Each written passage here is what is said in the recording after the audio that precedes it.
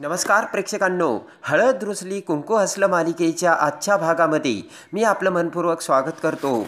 आणि त्यामध्ये आता दृश्यंतची गाडी अटकलेली असते आणि लगेच आता दृश्यंत गाडी बैलातून जात असणाऱ्या कृष्णा आणि त्या बाबांना म्हणतो की अहो बाबा, माझी गाडी अटकली, जरा मला मदत करा ना.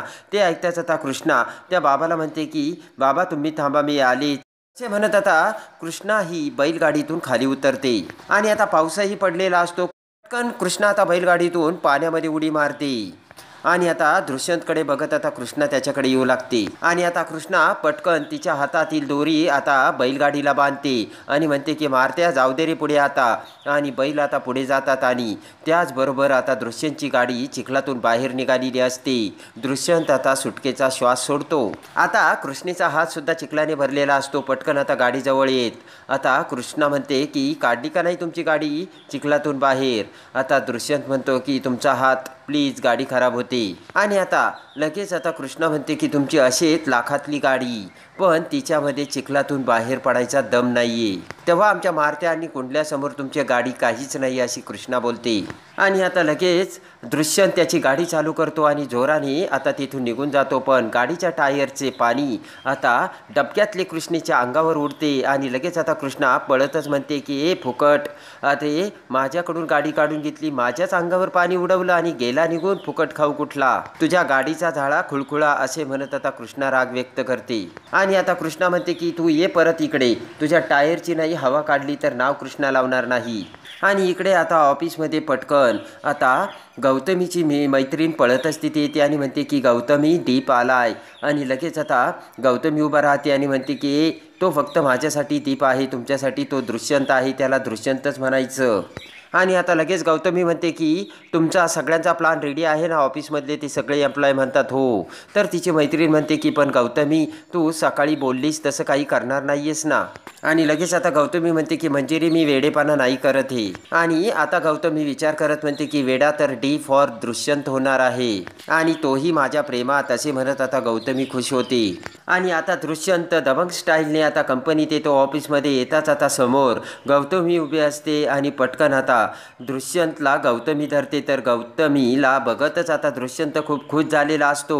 प्रेमाने गौतमीकडे बघत आता दृश्यंत आता खुश होऊन हसू लागतो. तर तेवढ्यात हॅपी बर्थडे दृश्यंत असे म्हणत सगळा ऑफिस स्टाफ आता त्यांच्या समोर येतो आणि दृश्यंतला हॅपी बर्थडेची विश करतात. आता तर दृश्यंत खूप खुश झालेला असतो. आणि आता ऑफिसमधल्या त्या एम्प्लॉईंनी केक सुद्धा आणलेला असतो. आणि पटकन आता केक तिथे ठेवताच दृश्यंत केक कट करतो. तर प्रेमाने गौतमी आता दृश्यंतला केक भरवते. आणि इकडे आता कृष्णा ही घरी आलेली असते आणि बंब्याबरोबर आता कृष्णा ही दोरी विणत असते. आणि तेवढ्यात आता पूजा ही बंब्यासाठी आता ग्लासमध्ये दूध घेऊन येते. तेव्हा आता कृष्णे म्हणते की ए बाबा, आपल्यासाठी तरी आण ना.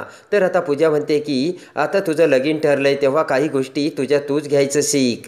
तर आता कृष्णे म्हणते की तुझ्या सासरी तुझ्या दाजींसोबत सुद्धा तू असंच वागते का. आणि आता पूजा म्हणते की जर लगीन झालं आणि तुला जर त्यांनी चुलीसमोर बसवलं तर तू काय करणार आहेस. आणि आता कृष्ण म्हणते की हे बघ, जे मला आयुष्यभर जमलं नाही ते आता जग इकडचं तिकडं जरी झालं ना तरी जमणार नाही. आणि तेवढ्यात आता सावित्री तिथे येते आणि कृष्णाला बघते.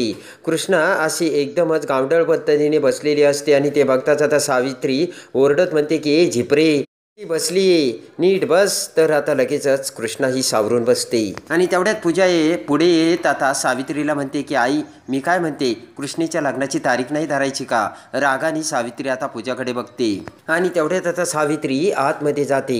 इकडे आता कृष्णे म्हणते की जा ना आता स्वयंपाक कर, आपल्याला जाम भूक लागली भावा. आता पूजा म्हणते की तूच स्वयंपाक करायचं शिक आता, असे म्हणत पूजा आता कृष्णेचा कान धरते. आता पूजा म्हणते की काही जरी झालं ना कृष्णे, मी तुला स्वयंपाक करायला लावणार म्हणजे लावणारच.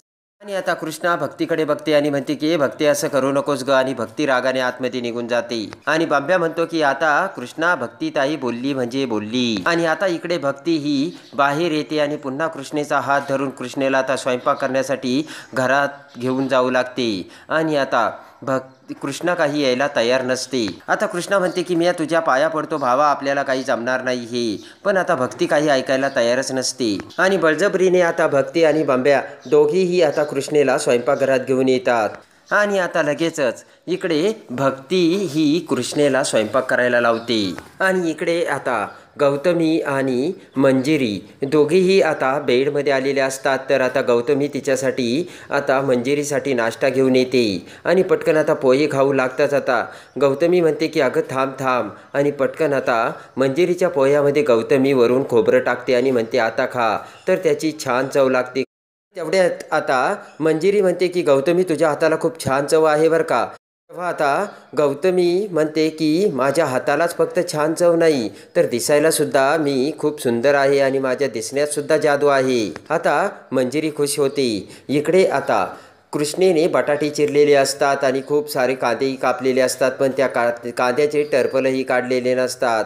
आता पटकन भक्ती तिथे येते आणि म्हणते की काय ग, एवढे मोठे मोठे बटाटे कापलेत आणि कांद्याचे सालपटंसुद्धा काढली नाहीत. आणि त्यानंतर आता भक्ती कृष्णेला कढई आता चुलीवर ठेवायला लावते. आता मसाल्याचा डबा पुढे ठेवत भक्ती आता तिला मोहरी आणि जिरे टाकायचे सांगते. आणि आता कढईत तेल टाकते आणि त्यात मोहरी हळद वगैरे सगळं टाकून झाल्यानंतर त्या तेलामध्ये थोडंसं ते तेल आता कृष्णेच्या अंगावर उडते. तर पटकन कृष्णे आता बाजूला पळत जाते. पुन्हा आता भक्ती कृष्णेला तिथे स्वयंपाकघरात आता भाजी करायला बसवते आणि आता मोठ्या प्रेमाने कृष्णा ही भाजी तयार करू लागते.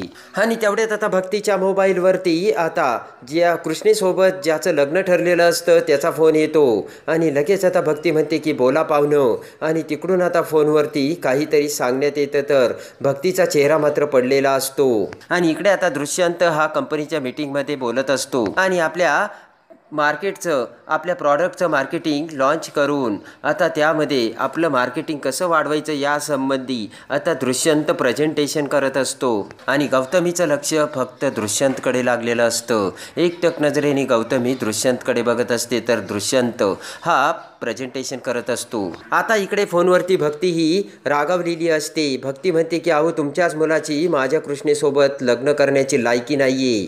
आणि लगेच आता भक्ती म्हणते की तुमचा पोरगा असेल सरकारी नोकर, पण आमची कृष्णा आमच्या घरासाठी राणी आहे, कळलं का तुम्हाला. आता सावित्रीसुद्धा ते फोनवरचं बोलणं ऐकत असते. आता भक्ती म्हणते की आमच्या राणीच्या नशिबात तिने कुठला तरी राजाच लिहिलाय वाटतं. एक दिवस तो राजा येईल आणि तिला घेऊन जाईल. राजाच्या सिंहासनावरती बसून आमची कृष्णा राज करेल, समजलं का तुला, असे आता भक्ती बोलते. आणि रागाने आता भक्ती फोन ठेवते. आणि इकडे आता एक बाई अंगावरती कंबल टाकून शुभम राठोडला फोन करते आणि लगेच आता तो मुलगा म्हणतो की बोला, मी शुभम राठोड बोलतो, कशाला फोन केला. तर ती अंगावर कंबल टाकलेली बाई म्हणते की अहो मी तुमच्या काळजीसाठी फोन केला, मला तुमची खूप काळजी वाटते आणि मी तुम्हाला सावध करायला फोन केला. तर तो राठोड म्हणतो की मला सावध करायला फोन केला म्हणजे. आणि एवढ्या त्या मुलाचे बाबा पुढे येत म्हणतात फोन स्पीकरवर टाकतो. आता शुभम राठोड फोन स्पीकरवर टाकतो आणि आता ती कंबल टाकलेली बाई आता पटकन त्या राठोडला म्हणते की आज तुम्ही जी पोरगी बघायला गेला होता ना तिच्याशी तुम्ही सोयरी करू नका. आणि आता लगेच आता ती सावित्री असते आणि सावित्री म्हणते तुम्ही घाटमोडेच बोलतात ना. तर तो मुलगा म्हणतो हो आम्ही घाटमोडेच बोलतो, खानदानी घाटमोडे. आणि आता लगेच सावित्री म्हणते की मला हेच कळत नाही, तुम्ही तिला घरातली सून म्हणून आणायला तयार झालेत होय. आणि लगेच आता सावित्री म्हणते एक तर तिच्या आई बाबाचा पत्त्या नाही आणि आहे ती पांढऱ्या पायाची. आणि लगेच आता सावित्री म्हणते ती ज्या घरात जाणार ना त्याच घराला खाणार. सावित्री म्हणते या पोरीला लक्ष्मी म्हणायचं की अवदासा म्हणायचं आता तुम्हीच सांगा. आणि लगेच आता त्या मुलाची आई म्हणते की अवदासा म्हणजे काय. सावित्री म्हणते की अवदासा म्हणजे एवढं साधंसुद्धा तुम्हाला कळत नाही आहे का. अहो तो भैरूनाना आहे ना, ही पोरगी त्याची नाही आहे. त्या दोघांना ही जत्रेत गावली आणि म्हणून तिला त्यांनी घरी आणलं. आणि आता कृष्णेच्या आईवडिलांचा भयानक भूतकाळ आणि कृष्णा कशी घरी आली याची सगळी हकीकत सावित्री आता सगळ्यांना सांगते आणि ते ऐकून आता त्यांना धक्काच बसलेला असतो. आणि लगेच आता ती सावित्री म्हणते की असं हे सगळं आहे.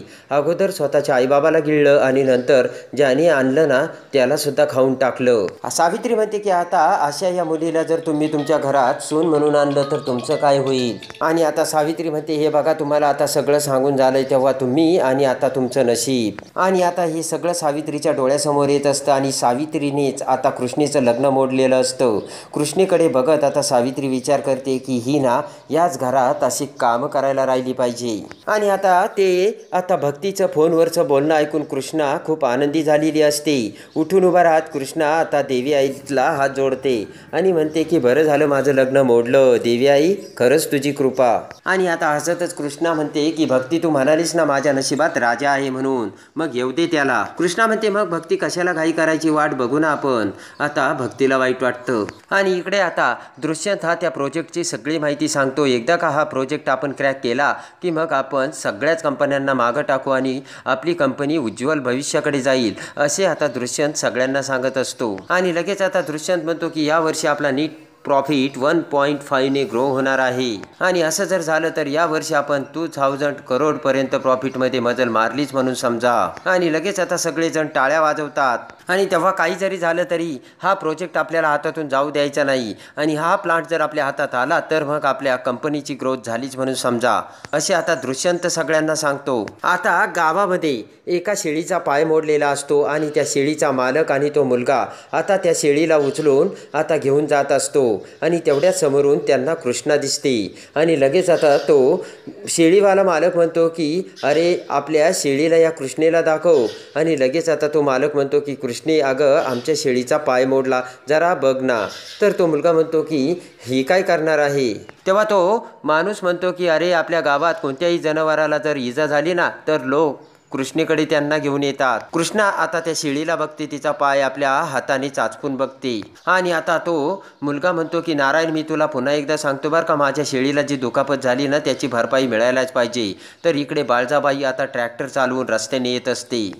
आणि आता तो माणूस म्हणतो की अरे अगोदर तिला शेळीला तपासू दे ना, तिला दवा पाणी करू दे, मग बघूयात. आणि तेवढ्यात आता पाठीमागून ट्रॅक्टर चालवत बाळजाबाई आता हॉर्न वाजवत आता पाठीमागून येऊ लागते. कृष्णा आणि सगळेजण आता बाळजाबाईला बघतात. आणि डोळ्यावरती चष्मा चढवत बाळजाबाई आता ट्रॅक्टर चालवत ट्रॅक्टरचा धूर रेस करून सोडत आता तिथे येत असते. आणि तो शेळीवाला मालक आणि कृष्णा आता बाळजाबाईला बघते. तो मालक घाबरतो आणि म्हणतो की अरे बापरे बाळजाबाई इथे. आणि पटकन तो मुलगा आता शेळी खाली ठेवत आता कृष्णाला म्हणतो की कृष्णे याला बघ काय झालं ते. आणि पटकन तो माणूस आता बाळजाबाईकडे येतो. आणि आता लगेच बाळजाबाई ही कृष्णेसमोर आलेली असते. आणि डोळ्यावरचा चष्मा काढून आता नोकराकडे देत बाळजाबाई आता कृष्णेकडे बघू लागते. बाळजाबाईच्या साडीचा पदर आता तिने व्यवस्थित केलेला असतो. आणि लगेच इकडे आता बाळजाबाईच्या मनात कृष्णा भरलेली असते. आणि कृष्णेला बघता क्षणी ही मुलगी आपल्या दुष्यंतसाठी अगदी परफेक्ट आहे हे आता बाळजाबाईला वाटतं. आणि त्यानंतर आता बाळजाबाई पटकन कृष्णेचा फोटो काढून आता घरी येते. आणि मोबाईलमधील बाळजाबाई तिचा फोटो आता दुष्यंतला पाठवते आणि म्हणते की दुष्यंत मी तुझ्यासाठी एक मुलगी बघितली, तिचा फोटो मी तुला पाठवलाय आणि गावाकडची मुलगी आहे, गावाकडच्या मुली एकदम हुशार असतात, असे आता बाळजाबाई दुष्यंतला सांगते. आणि इकडे आता भक्ती कृष्णेला सांगत असते की तुझ्यासाठी मुलगा कसा हवा, एकदम राजकुमार देखना सुंदर असायला हवा. आणि त्याच वेळेस आता वासुदेव हा भक्ती आणि कृष्णेच्या घरी आलेला असतो. दोघेही पटकन बाहेर येतात. तर वासुदेव म्हणतो की तुझ्या नशिबात पोरी अगदी सुंदर देखना मुलगा आहे आणि साक्षात तुझ्या आयुष्यात राजकुमार येणार आहे आणि तुझ्या अंगाची उष्टी हळद तो साक्षात त्याच्या अंगाला लावून घेणार आहे. वासुदेवाचे ते बोलणे ऐकून आता कृष्णा ही वासुदेवाकडे बघू लागते. तर आता दुष्यंत आता कसा कृष्णेचा होतो आणि बाळजाबाई आता दुष्यंतचं लगीन कसं कृष्णासोबत लावण्याचं ठरवतं आणि कृष्णा कशी आता दुष्यंतची राजकुमारी होती हे बघण्यासाठी आणि हळद रुसली कुंकू हसलं मालिकेच्या डेली अपडेटसाठी बेल नोटिफिकेशनवर क्लिक करून आपल्या चॅनलला लाईक करा, सबस्क्राईब करा.